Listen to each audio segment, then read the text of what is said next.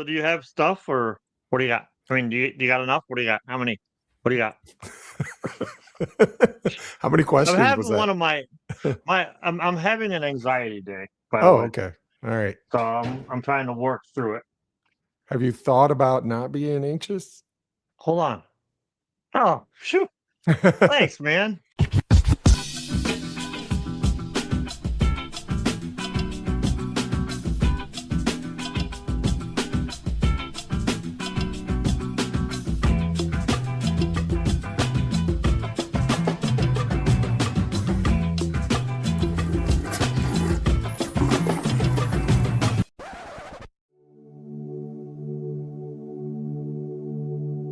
Okay, what I would like you to do is find a seat, make yourself comfortable. Maybe put your hands palm down on your legs, on your knees. Close your eyes, take a deep breath, and let it out. Now just breathe normally. I don't know how else to breathe. That having been said, I'm Steve.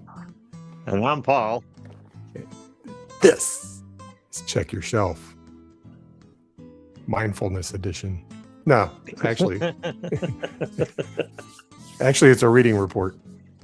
Yes. And I guess I'll start with the biggest news first, which is I actually finished a couple of novels, all audiobook. It's funny, the word book is in audiobook, but there are still people who are like, audiobooks aren't books. I'm like, it's not called an audio thingamajig. It's called an audio book. Yes. Anyway, can have that argument some other day. Which reminds me, I got in a little discussion on Garage Geek and Jeff's Cave of Cool Books did a live stream, and AI came up. AI images came up. So I'm in the chat just like Kermit the Frog. And Greg and I have, David, not Greg. David and I have a disagreement. Not so much a disagreement. He's wrong, and I was just trying to set him straight. Oh, how'd that go for you? So one day, maybe we could do the AI episode, but not today, because anxiety is a pervasive problem in our society, and I don't want to exacerbate it at all. So what I did, I've talked about the space opera, science fiction story. There's 19 books. Last time I think I gave an update, I had read 17 of them. I finished the last 2. Oh, nice. And it's interesting because it starts out as an alien invasion story, which is the reason I love alien invasion stories. So that's why I got into it in the first place. But it's a little different because it's not like some scrappy group of, ex-military, band together, a ragtag group of ne'er-do-wells are able to defeat these aliens with today's technology, right? Or Randy Quaid in a biplane, Yeah, right. No, these guys, the Earth gets their butt kicked, and they basically enslaved to this alien race and used as cannon fodder on other worlds, right? Actually, they're used as a peacekeeping force at first. But anyway, what ends up happening is this guy steals some starships. He's got this super intelligent AI working with him, and they raise the stakes. Each novel raises the stakes because he defeats one alien, and then there's an even more powerful alien that he has to defeat. As is often the case. It takes about 16 novels for him to finally defeat what do they call it? The boss in video games. The final boss. The final boss, right? So he defeats the final boss. Everybody in the forums and stuff are like, "Well, that was a great series, but I wish there was more."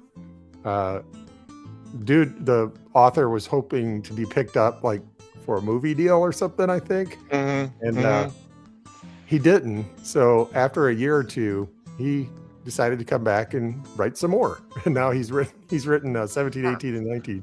But the thing is, you go, well, he already defeated the final boss. What's going to happen? Well, there's an alien from another galaxy that's even more powerful than the final boss that he defeated before. And so I was like, well, that's pretty funny. And this alien from another galaxy, it's like they can't even imagine the technology that would allow it to get here from that other galaxy, right? Because in this galaxy, we use wormholes, the Einstein-Rosen bridge. You know, it's the thing where people fold a piece of paper in half and jab a pen through it, and they're like, "That's how you do." As made famous to the popular culture in Stranger Things, and the last season, I believe they brought up the whole. Well, I haven't seen it yet. I haven't seen it yet. And the spoiler. Stranger Things, these kids are now in their 20s. It's like they're going to need a time machine. The show went on for like 10 years so they could like pop culture reference themselves from the first season. Yeah, so there's a gateway that this alien from another galaxy is trying to build so an invasion force can come streaming into the galaxy. So that's what he has to do. He has to blow up that gateway, kill what they call the outsider. Yeah, pretty much. I may be done though. There's probably going to be a book 20. I don't know if I'm going to invest, because these are like 14 hours long, and I don't know if I'm going to do it because they defeated the new boss and killed it.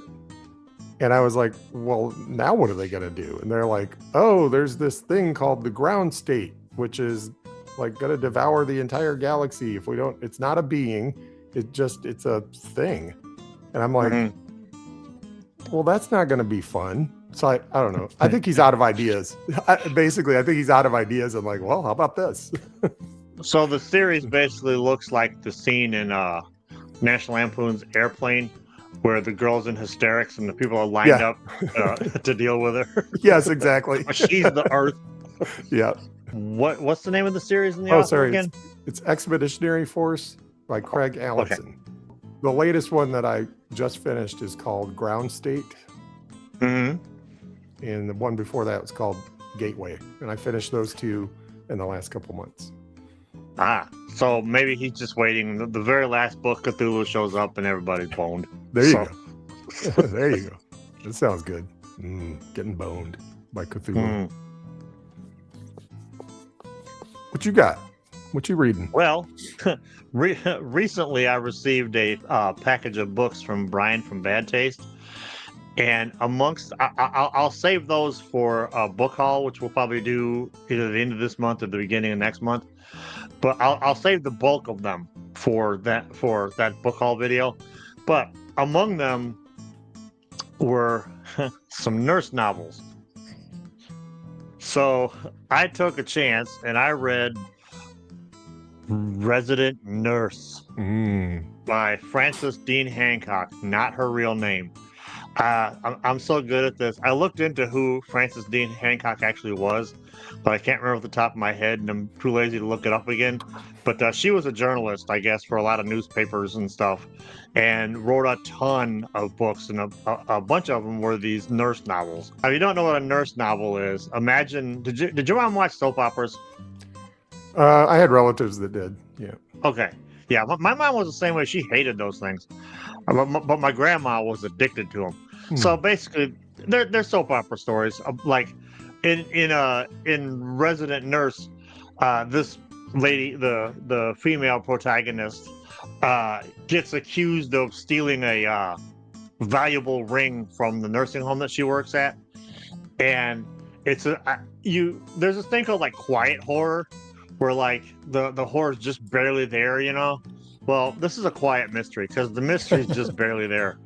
A lot of these books have to do with the character's obsession with getting married, and this one in particular is extremely wholesome. It's like if Nancy Drew grew up and became a nurse, because the people in it, except for the one character who actually stole the ring, but maybe it might be a little bit meta on my part, because all the people in these stories are like really super nice people, except for a couple of them. And there's one guy who she sort of dated who took her to a gambling place, and she was just appalled by it. And it's obvious who stole the ring. But it was a lot of fun. What was it? What was it Brian said about River of Death? It was a book, and I don't remember reading it. It was a book. Yeah. But it was on a quality writing scale. It wasn't bad. You knew that like everything was described. Everything was, you knew exactly what was going on. There was no mystery about anything. There was, except for the missing ring. The descriptions of everything were real nice. It was written well, so you can tell that the Francis Dean Hancock, who, not a real name, was a competent writer. Jean Judson was her name. Born in 1888, and you're right, she was a newspaper reporter. She wrote for Harper's Bazaar, Ladies' Home Journal, and she was an editor for trade publications before she started to write romance novels. She's written over 70. I don't know if you knew that. Yeah, over 70. I was scrolling through her bibliography. I'm like, damn, somebody made a career. She died in 1981 at the ripe old age of 92. We should all live so long. Maybe I should write nurse novels if it helps prolong my lifespan.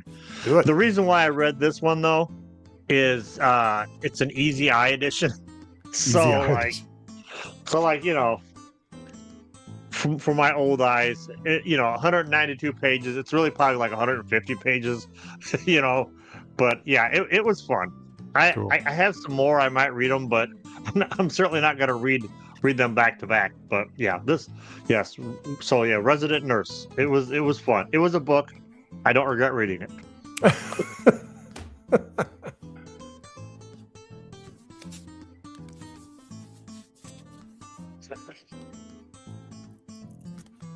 This half-price book stickers. Okay, here we go.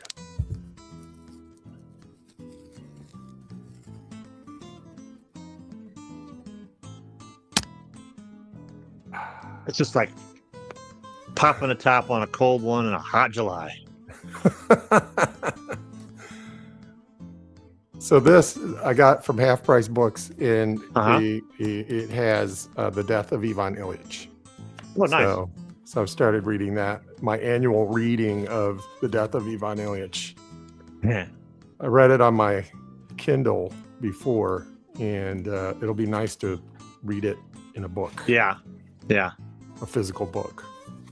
Look at that. There's a lot of Tolstoy here. I feel smart just having it. Just holding it in your hand. Yes, exactly. You feel smart.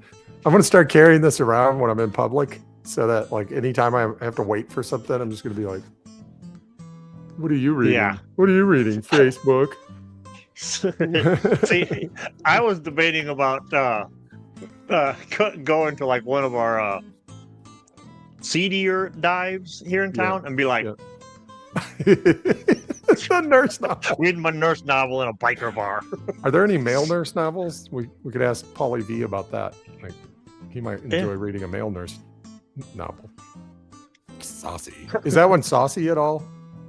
No, like I said, these are very. This is very PG, if not G. Okay.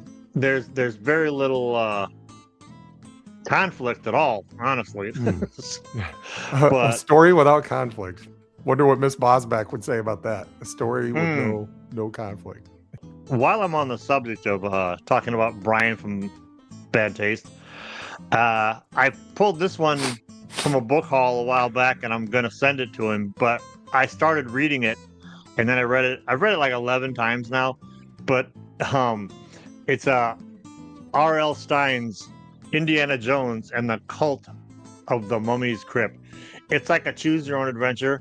I will get this to him, but the reason why I've been reading it so much is because I'm converting the story into an adventure for my gamer group on Saturdays.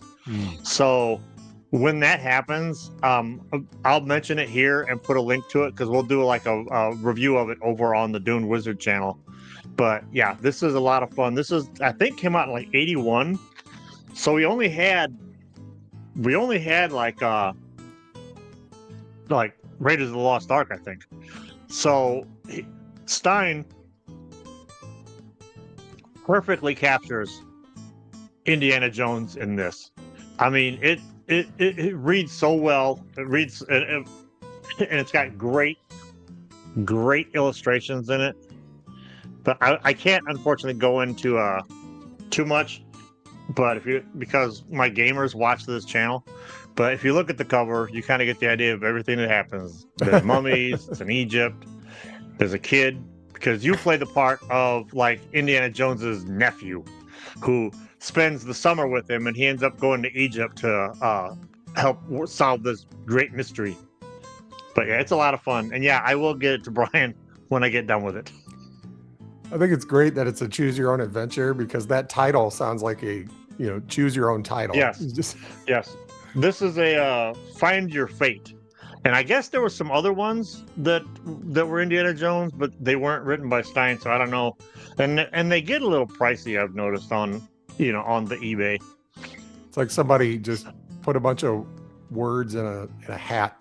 I know what it's like. It's like Mad Libs for titles. Indiana Jones and the fill in the blank. Fill in the blank. Cult of the Mummy's Crypt. Yeah. It's loaded with just really good. Most of the time, like the art for a lot of choose your own adventure style books are just kind of like back in the day are just kind of like, when you're little, you don't care. There's a spaceship or a monster. It looks cool, but with the adult eye, it looks a little less, spectacular. So we have a book club at work, and is it the most exclusive? The Fire Things Society. Oh wait, this is O. Henry. I thought I was. Oh, it's too far away. I can't reach it. My E.M. Forster, 2 novels in 1 book. No, this is what we're reading for the book club. It's called The Art of Gathering by Priya Parker. One of the nice things about this book club is people are picking there's a lot of range in the books that people are picking to read. And this one is a book about how we meet and why it matters. And I'm only 1 chapter in, but I really like the writing style. And I like this person's approach to meetings.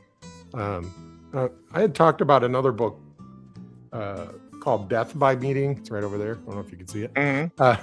And basically his point was everybody hates meetings. So they're like, we shouldn't have so many meetings because we hate meetings. It's like, it's not that you have too many meetings. It's that your meetings are poorly planned and poorly run, right? If you do it well, a meeting can save time and it can be fun and enjoyable, Who doesn't like talking to other people? Well, me for one, but usually I appreciate talking to other people, even though I dread it. Once I've done it, I'm like, well, that wasn't so bad. But anyway, that's what she gets into here is like, it's an art, the art of gathering. Plus I kind of like that cover. It's kind of pretty. Yeah. And it's one of those, the feel of it, it's a soft cover, but it's like flexible. It doesn't feel like paper almost. I don't know what that is, but they just have a higher grade paper, and must be. It's like a high thread count paper. Yeah. That's everything I'm reading. I finished those 2 things, and I've got these 2 things. I'm expecting the treasure from Loatani Point any day now. I'll start reading that once it arrives. Yeah, and more on that later. Well, while we're on the subject of lost treasure, I recently finished the Savage Season by Joe R. Lansdale. I came into this book backwards. My girlfriend introduced me to the show Hap and Leonard, which came out in like 2016. And I found out about 2 or 3 episodes in, I started paying attention to the credits, and I noticed, wait a minute, that's based on a book. Well, I looked into it, and apparently there's a couple of them with those guys in it. This is the first one. It came out in 1990, and this This book has everything I was looking for in the 90s. It has like lost like a what do you call it? Like a bank robbery gone wrong, lovable loser characters, crazy killers, written in a first person noir style. Yeah, this Savage season, and it's pretty well the first season of Hap and Leonard is like about 87% this book. They changed the ending just a little bit, but only in how it comes about, not like not like how it actually ends. But anyway, so in this book, if you haven't read it, there was a bank robbery like 10, 15 years prior to this, this story taking place. And the getaway car fell off this bridge and into this river and was lost to time. So these people who are basically they're revolutionaries. They want to take the money. They want to find the money because they knew it was sealed up, so it should still be good. They want to take the money. They want to buy guns with it, and then they want to take those guns and sell those guns to people to basically it's like a pyramid scheme financing of like revolutions all over the place to change the world. Oh. And it goes horribly wrong. And the last quarter of it, the big finale is like you know how these stories work. The plan works until it doesn't. And when it doesn't, it goes horribly wrong for the two main characters are Hap and Leonard. They're let's see, Leonard is a Vietnam vet and Hap's his best friend, and so it takes place more. It's more focused on the 80s, even though it was written in the 90s. I'm doing such a good job with this review.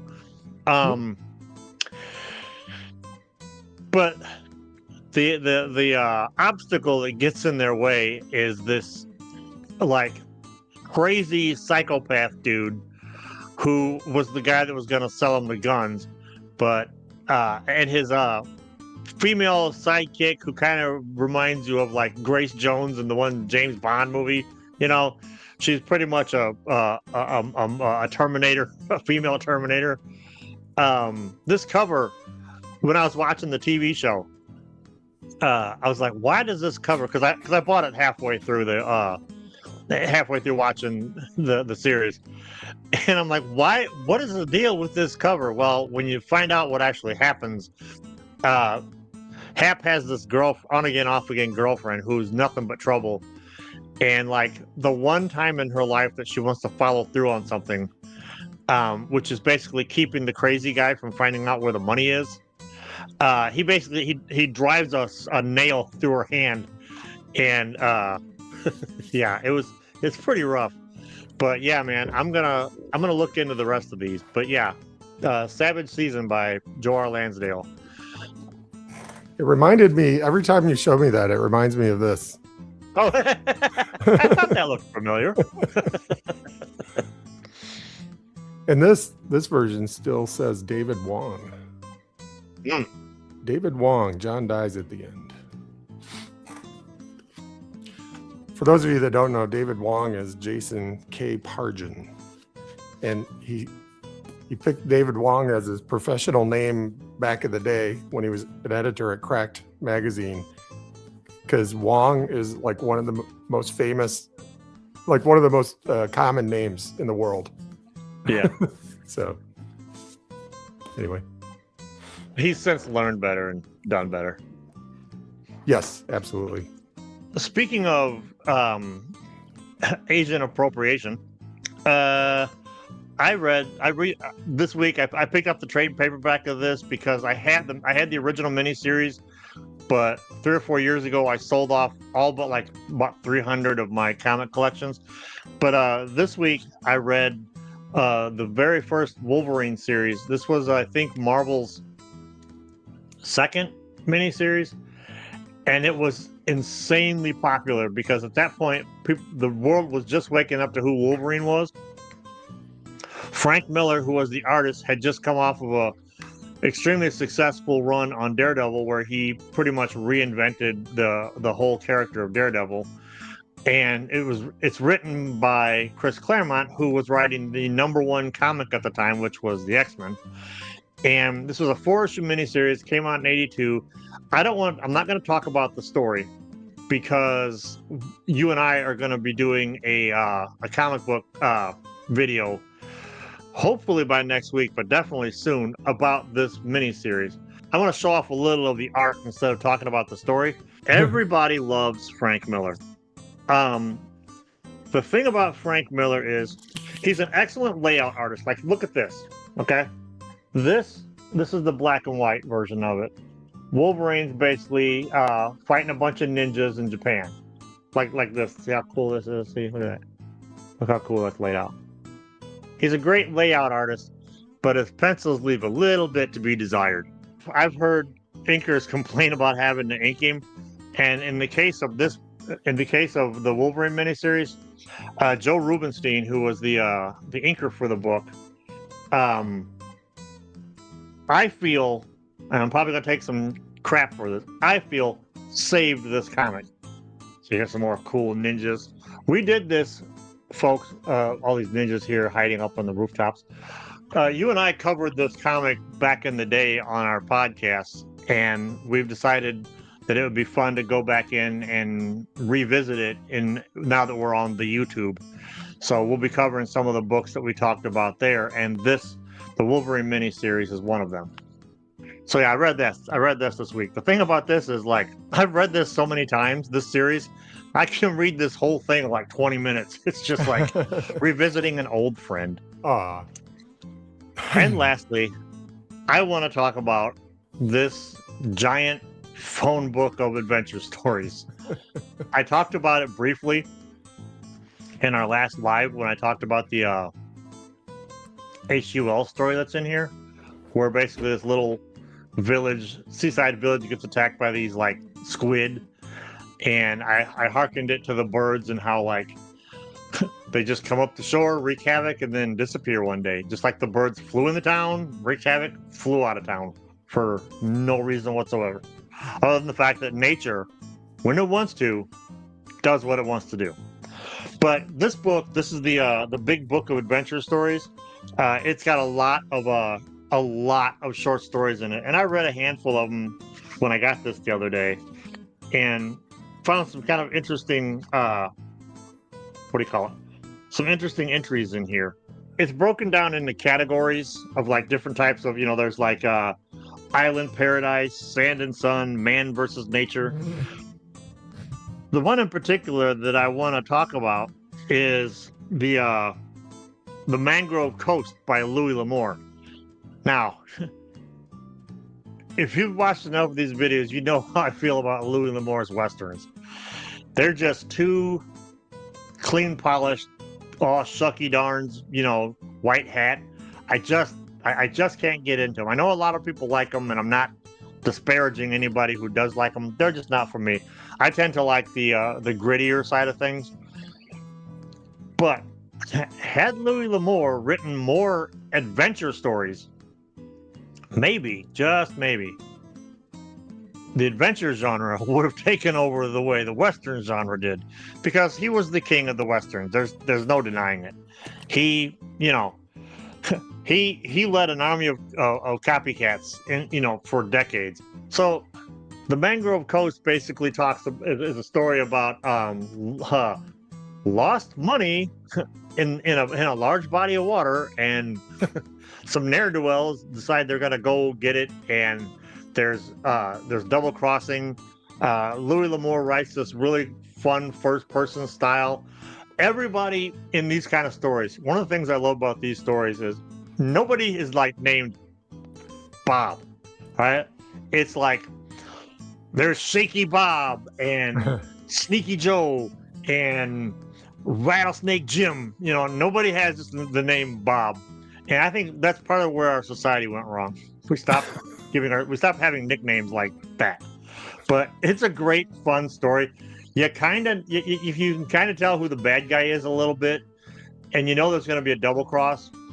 but it's a fun story about basically diving for treasure, and there's a shark involved, which is pretty cool because like a Chekhov shark. This thing shows up, and somewhere later on, the shark's coming back.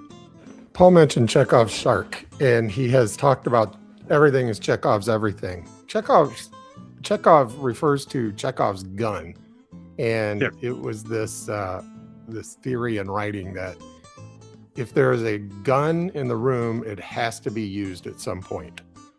Yep. You can't mention a gun without the gun being used, and that's called Chekhov's gun. So now Chekhov's shark would be, oh, there's a shark. Well, it's not just going to be interesting that there's a shark. The shark's going to be used at some point. Yeah, and it's a theory in the way gravity's a theory.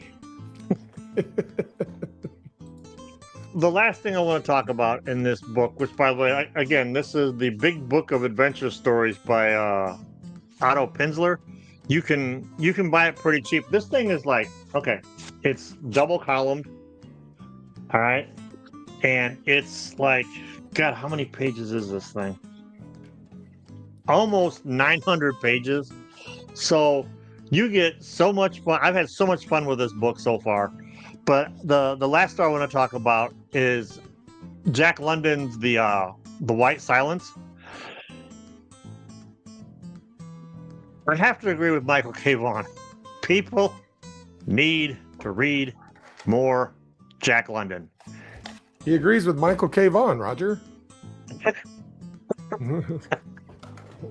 Every once in a while, Vaughn brings him up and talks about how great he is. And I mean, I read I think Call of the Wild or in high school, and it was okay. I liked it. I thought it was okay. But at that point, I was only reading like fantasy and science fiction books. So if it didn't have a monster in it, man, it's just fiction, except for a few rare exceptions. But man, London painted with words. That's a cliche, I know, but oh my God. This is basically we could have almost used it during our dead of winter because it takes place, during with a dog sled going through a blizzard, and it's so beautifully written. The caveat being it's an old white guy writing stuff back then, so it's of its time, but it shouldn't diminish. That would be it'd be ridiculous to just throw out. You'd have to throw out everything that wasn't written prior to yesterday if you wanted to stay, if you wanted to avoid any of that. So it's kind of silly to, there's a lot of classics that are like sketchy. So, that's all I got to say about that. You mentioned it earlier. It's like it's a personal thing. I mean, if like I can't read a book with too much N-word in it, right? Oh yeah. Because it just takes me out. It just completely takes me out of the and I think it's when you know better, you do better, and you recognize it. Okay, so and it's not a matter of thick skin or thin skin. It's just like it's offensive. It was offensive probably back then. It's offensive now because it dehumanizes people. Nobody should be dehumanizing people. But then, to your point, if you want to read early 20th century adventure, you're gonna get some stuff like that, right? Mm-hmm. Well, that's it. That's what we're reading. What are you guys reading? Let us know down below. Yeah. If you while you're down there, don't forget to do all the YouTube things. That's right. If you have a channel, link it, and we'll come check you out. Probably subscribe. Yeah. That's gonna close the cover on this reading report. We'll probably do another one next month. Big Book of Adventure Stories, can't recommend it enough. I'm Paul. Steve. And the next time you're looking for something to read, check yourself.